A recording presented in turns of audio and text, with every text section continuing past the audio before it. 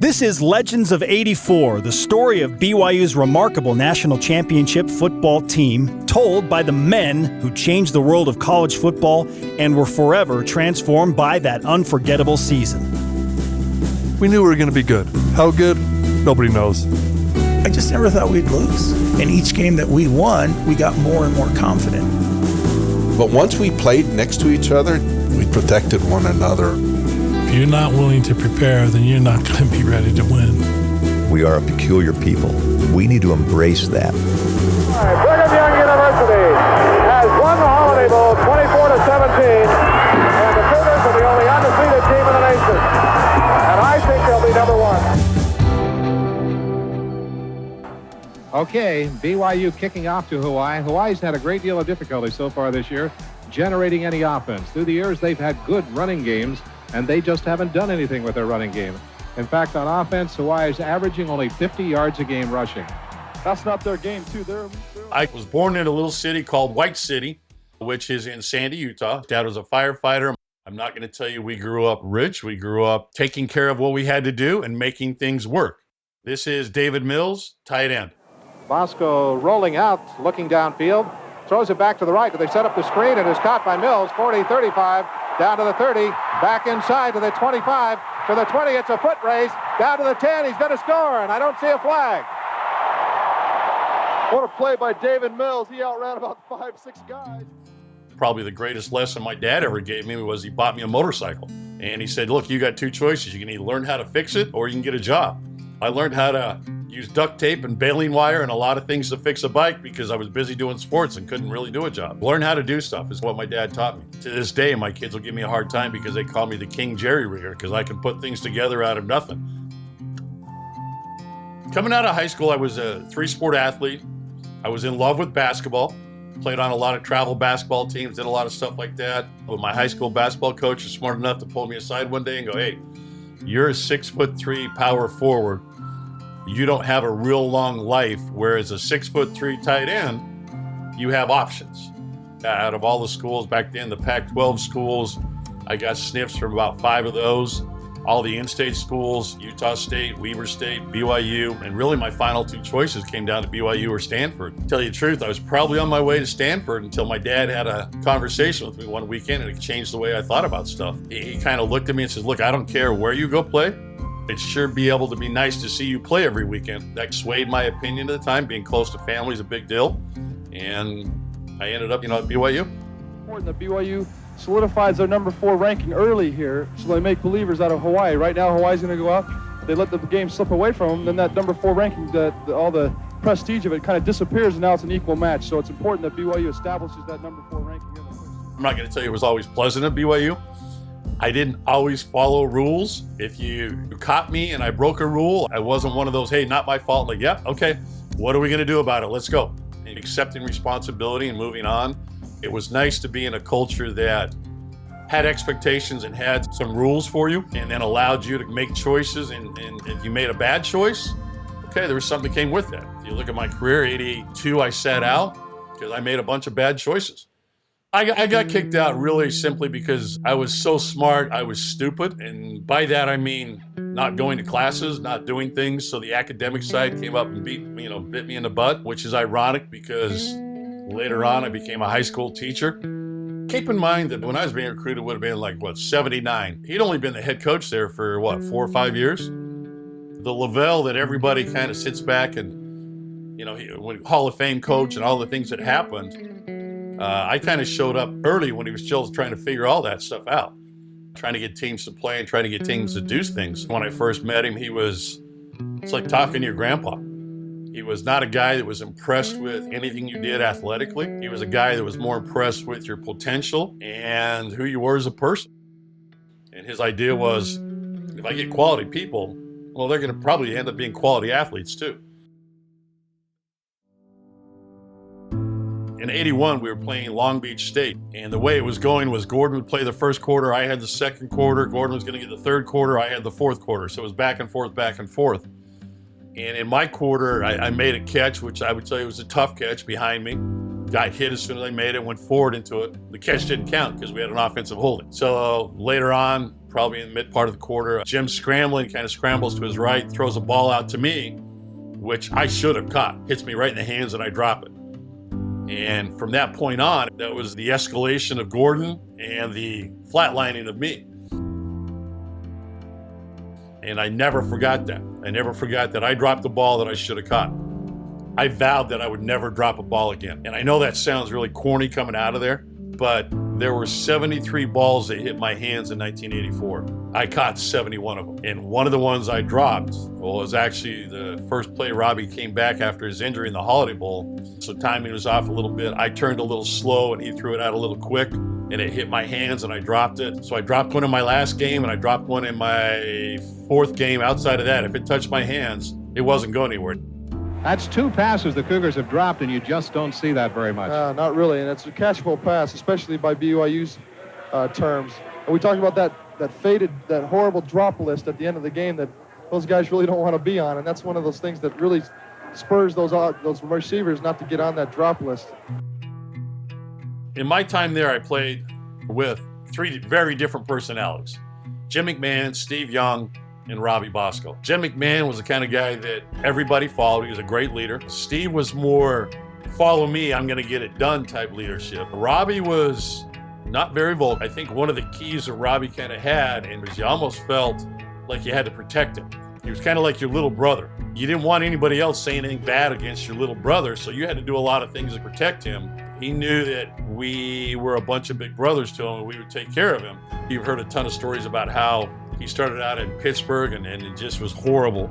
He was so worried about everything else into it. Well, I can remember on the sideline and Robbie's there, Roger French is there. Roger's getting in my face because we can't run the ball. And I looked at him and like, that's Chris Dolman over there.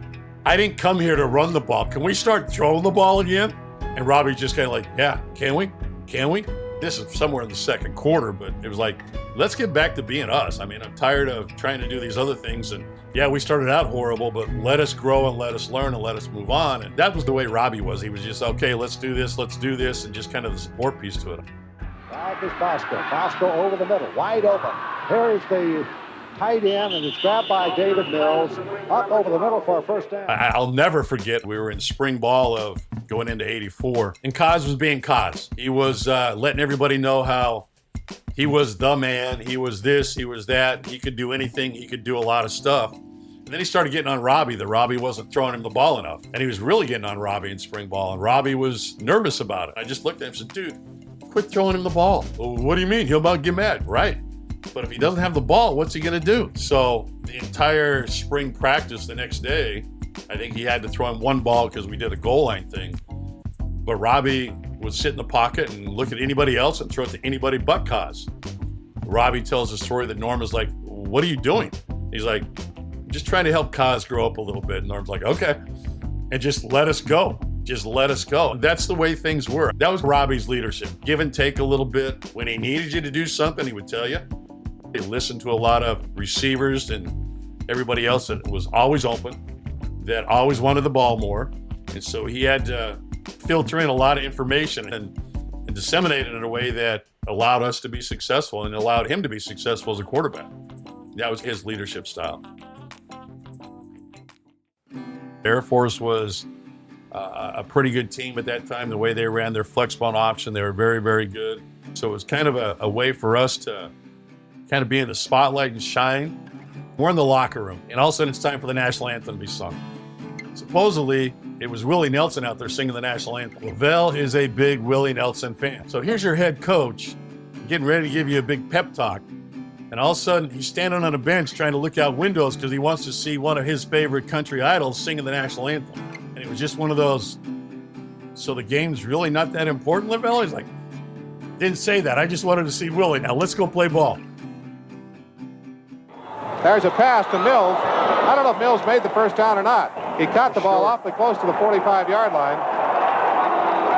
The crowd doesn't like where they're marking it out. I'm going to be honest, we were disappointed that we're playing Michigan. We were hoping that the WAC at that time would have let us out of the Holiday Bowl to go play in the Orange Bowl. We were hoping Washington and or Oklahoma would give up some money and come play us. None of that ever worked out. So we're going to play a bowl game before everybody else gets to, and we're trying to fight for the national title. Did we feel like we had to play extremely well to impress everybody? Yeah, we felt that pressure. Did we play that well? No. Offensively, we had, 5 turnovers, including getting the quarterback hurt. You'll never see it on film unless there's a broad angle of the film that's showing everything to it. You'll actually see me holding on to Kaz's shoulder pads. Kaz was so confident in himself that he was going to be our quarterback. He wanted to play quarterback. He was going to come up and do this. He was going to do that. Calm down, man. This is what we got right now, okay? This is what we have. Let's go play.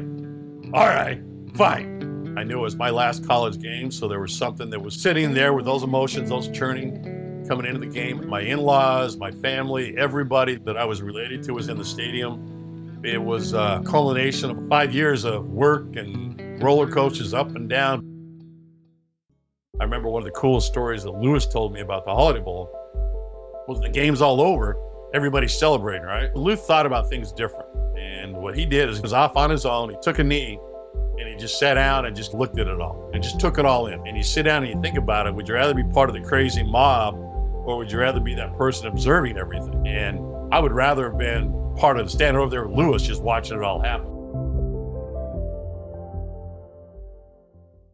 I'm appreciative of the fact that I went through the Mormon culture. I'm appreciative of the fact that family's a big deal.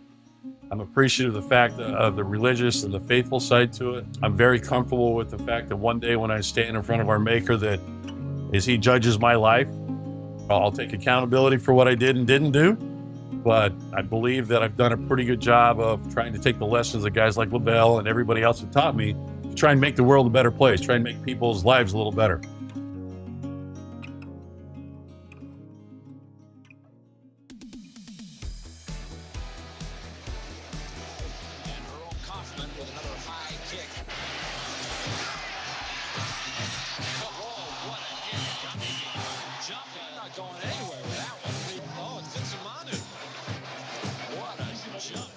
I grew up in Lavell Beach, Hawaii, until the fateful day Dad came home and says, you know what, I'm not feeling too good as far as my health. The doctor says I need a milder climate in Hawaii. So he says we're moving back to Samoa. I was crushed. Alema Fitisemanu, linebacker. I was going to proms, I was going to dances and getting ready to date, you know. And when you go to Samoa, it's a little bit different story over there. There's no dating. And there's no of these great activities that they have here in the United States. I was bummed. And then when I moved to Samoa, Dad says, well, not only are we moving you to Samoa, now your new chore is a 60-acre plantation. And that's what I did. I did that before school, after school, and on Saturdays. My parents were married in Temple there in New Zealand. And I just grew up as an LDS kid in Hawaii. I think in every LDS community, they grew up with a chip on their shoulder because they've been persecuted. And that's the same way that happened in Samoa. There were lots of churches there, but the LDS church got persecuted a lot. But at the same time, there's so much faith and stories of families that have sacrificed to give their families a better life as far as understanding the gospel and how it can work in your life. Third down and 8 for Hawaii. Cherry back to throw. Rushes on, throws it over the middle, tipped in the air and intercepted by Kyle Morrell. And the defensive backs are taught to do just that. Look for that ball. I was playing football in Hawaii and excited for a football career. I was a University of Hawaii Rainbow fan and went to all their practices. So I thought I was going to be a Rainbow. So when I went to Samoa, my hopes were dashed. There's no way I'm leaving this 60-acre plantation. This is how I provide for my family and all that kind of stuff, right? I'm thinking that's the end of everything. In fact, we built this little faleo, a small Samoan faleo, a little house, a little shack. We built it there so that in case we worked too late into the night or we got tired, we didn't have to go home. We just stayed there and slept overnight and then kept on working the next day. So I'm sleeping there. I'm looking through the thatched roof and I'm looking at the stars, right? And I'm going, man, Heavenly Father, is this all you have in store for me? Is this it? It's going to be this plantation. And I was bummed. I was kind of broken when the move happened, but I decided there in that faleo that, you know what? No matter what, I'm just going to be faithful. My attitude when I went to Samoa was a pretty bad attitude. I did everything Mom and Dad wanted, but I just wanted to show them how mad I was and how you're persecuting me. But I obey them. I'm very respectful. But I always have the scowl on my face when I'm doing stuff. But it was that night that I decided, you know what? That's not how they taught me. So I decided I'm just going to be faithful. So in that faleo, I felt a power that if I decided to be faithful, then Heavenly Father's going to strengthen me to get through this, whatever I'm going through, right? Not quite understanding everything, but just knowing that good things are going to come. He knows He can create all the great blessings. I don't even know what's in store. And 1 year later, I'm running down on kickoffs in Lavell Edwards Stadium. I worked out all the time. There's no way I could have come to BYU and not go through that plantation. I was lifting heavy sacks. I was working all day, planting taro, planting pasio, and some of these other crops that we were growing there, you know. But man, when I got my shot, somebody saw me playing basketball and said, "Hey, you're a pretty good basketball player. Why don't you come to American Samoan and play football over there?" And I said, "Okay, let me ask my parents." My parents didn't want me to go. They said, "No, we want to raise you. We want you here as long as you're going to be here till you graduate, and then you go." It would require me to move to another island and play football. Mom finally said yes, but you're going to have to come home every weekend so I can see you. I agreed to that. And so every Saturday morning after the game, caught the ferry, 8 hours to Apia, where I lived. I was 17. So 8 hours all the way there, get there Saturday, work the plantation, make the umu, which is the meal for the family on Sunday, and then in the afternoon catch the ferry back overnight and then be in school Monday morning. That was my commitment to Mom, that I'd be home. And on those ferries, the children and the women take all the seats. So us young boys, they don't really care where we go. So we went all the way to the top. There were no seats up there. And there was this ledge and a railing. And so we would tie ourselves to the railing because we'd fall asleep just so that we wouldn't fall over and fall into the ocean while we were falling asleep. And that's how we would travel, us boys, you know. There's a few of us that kind of did that and went back and forth on the weekends. Well, BYU doesn't want to give up that lead. They're not giving it up easily. I don't know if he made it that time. We had a BYU linebacker go right over the top and hit him. Or it may have been Kyle Morrell come right over the top. I'm playing really well. And my film got out to Coach Edwards. He was the one that started the Polynesian pipeline that people talk about today. It really was Edwards. He was the first one to come to the South Pacific. There were many that went to Hawaii, but no one came to the South Pacific. I don't know if you know statistics and all that kind of stuff about finding a football player from American Samoa. It's kind of like the comparison of a baseball player to Cuba or something like that. But if you want to find a football player, you go to American Samoa. And that's where you get all your big linemen, 300-plus guys. University of Utah knows the deal, too. They're down there a lot, too.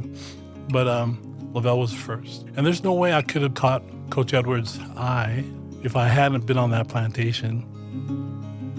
And I didn't lift any weights. Push-ups, sit-ups, working the plantation, that's all I was doing. So when I came to American Samoa, I beat up a lot of guys. I was just strong as heck, so there's no one that could oppose me, I felt, you know. But it was that confidence and all the reps I was taking there in the plantation. There's all these amazing things that were happening, you know, the moment that I decided to be faithful. My film gets out to BYU, and then for Coach Edwards to come, it was just a miracle in my mind. There's no reason why he would come, except for him to decide, okay, this was the year, 1984, I'm going to go to American Samoa, because they didn't have big recruiting budgets back then. It was a big deal for him to come over. And then when he came, American Samoa almost had a parade for him. They just made it a really big deal that he did this and broke the ice on coaches coming to American Samoa. Now, these days, where Lavell came by himself, these days you got Oklahoma, you got Nebraska, and when they come to a game there in American Samoa, their rental cars fill the stadium parking lot. What he started was an amazing thing, and people in the church and outside the church all know that when Lavell came that one time, he just made everybody say, oh, we're going to have to make this trip to American Samoa to find our players. He fumbled the football, and I think BYU has it. The Cougars. BYU just blew me away. I was just floored, kind of intimidated to go to class with all these smart people. And I've come from a plantation, man. How am I going to understand all this stuff? But lots of great mentors, lots of great people who coached us through picking classes and setting up our schedules so that we can do both football and have a life outside of it as well. I easily found friends. There's other Polynesian guys there, of course, but even our incoming class in '84, we had some really good players.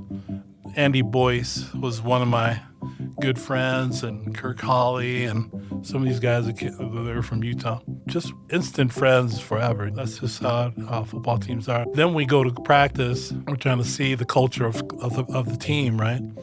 And there's these seniors. They just practice at a different level that I thought, I don't know how good we're going to be, but these guys seem really good. They're the strongest guys I've ever seen and the tallest guys I've ever seen. And we have to go one-on-one with some of these guys. I found out quick how to make Lavell and Coach Roger French really happy is beating his O-lineman in a pass rush drill. And then I become a favorite. And so when I could do that once in a while, those coaches get really excited. So I was able to make a name for myself as a freshman, being scout team, and then helping them get better. Believe it or not, my parents didn't watch me play any of my games. They didn't have TV down there in American Samoa. They would get a video here and there, and that was it. But my favorite play was just running down on kickoff, first kickoff for Baylor. And Baylor had these huge linemen that were part of the wedge. They always create a wedge and a running back right behind to bring the ball up. It would be on the right side or the left side, where they would run the ball that way, create a hole, and try to score that way. What I was able to do was just to go through one of the guys. They called us the wedge busters. And so we would just run down, break the wedge, and then breaking the wedge, come down and hit the running back and stop him for a loss or for a very small gain. That's what we did. I broke the wedge. I went down, was part of the tackle. So that's the thing that I remember most. It's the loudest crowd I've ever heard. My ears are ringing from the time I leave the locker room to come warm up till we kick off. I mean, that kickoff is amazing. That crowd just gets so loud, but it's the loudest crowd. People say University of Utah is the loudest, but it's not even close. My ears ring only at Cougar Stadium. Although I worked at University of Utah coaching football there, my ears never rang at Utah, only at Lavell Edwards Stadium. I always knew I was going to serve a mission, but I didn't want to go right after the 84 season. I was going, man, I'm loving this. I want to do this again. And Dad was our stake president, right? Dad was, son, you probably should go now. Dad, no, let me do, I promise.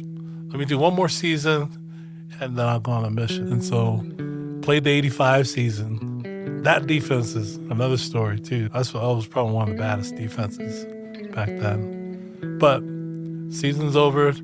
Dad goes, okay, son, you're going to go on a mission? I goes, let me take it to the Lord. I'm working construction, and I'm breaking ice at this construction site. This is probably in February or something like that. I hadn't really asked Heavenly Father yet whether I should go on a mission. Sure, I heard the commandment from the prophet, every young man should go on a mission. Maybe he meant all these other guys should go, and maybe this is my mission. I'm going to go play another year of football. So finally, while I was breaking ice, I said, okay, I'm just going to ask, Heavenly Father, you want me to go on a mission? And then I just felt this warmth of how much Heavenly Father loves me. It's a cold day, but I'm feeling this feeling. And really it was like light. It was light, answers to things that what I should do right now for my life. Serve a mission. You need the reps. You don't know enough to be able to bless people. So you gotta go on your mission. I mean, this is my understanding of what he's saying to me. And so I'm crying all day, all teary-eyed, breaking ice on a construction site. The other day I was just really excited to to meet with my bishop and get things right and start putting my papers in, And of course, calling my dad, he was very happy. I'm coming to these conclusions on my own. Parents, they worry about us, right? And they want us to not necessarily come to the right conclusion, but come to an understanding of what Heavenly Father wants you to do, You got to ask. I'm glad I took that opportunity to start really building my relationship with our Heavenly Father. God's got me. He's creating all these great blessings for me. I have no idea what's going to happen. I think the lesson that I've learned from that is you want to be prepared for any blessing that comes through. Even the ones you can't even dream of or think about that's possible. Heavenly Father wants you to keep His commandments, love people, and that allows you to have an open mind to do the things that warrant some blessings. And so that's why I think that 84 team is just another confirmation that Heavenly Father answers prayers. He knows exactly what I need at whatever time that I need. It was testimony strengthening my whole experience at BYU, my whole experience.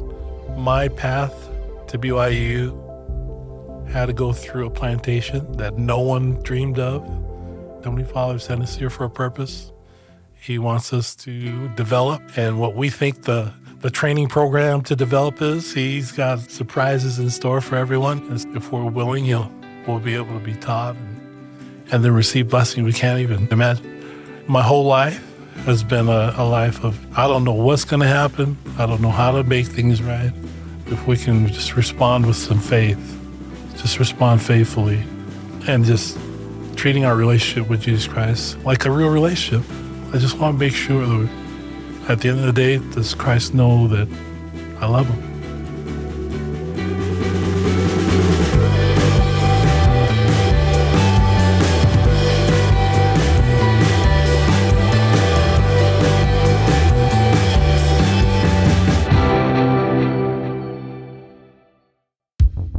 Coming up next episode. One of the past great quarterbacks from the University of Utah said, I'm really jealous of what you guys have down there at BYU. He could sense that there was this extra brotherhood that binded us together that he didn't feel in the locker room up at the U and with his past teammates.